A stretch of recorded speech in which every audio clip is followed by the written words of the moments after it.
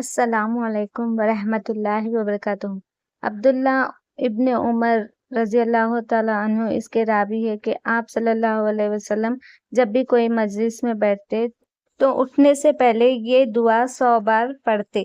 یہ دعا میں انگلش اور اردو ترجمے کے ساتھ بتانے جا رہی ہوں۔ میرا ویڈیو اینڈ تک دیکھیں، اچھا لگے تو لائک شیئر سبسکرائب ضرور کریں۔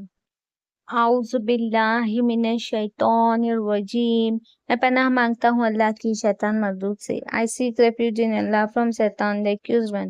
بسم اللہ الرحمن الرحیم، شروع اللہ کا نام لے کر جو بڑا مہربان نہایت رحم والا ہے۔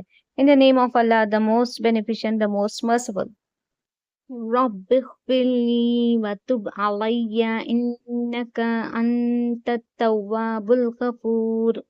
ترجمہ، اے میرے رب مجھے بخش دے اور میری توبہ قبول فرما، تو توبہ قبول کرنے والا اور بخشنے والا ہے۔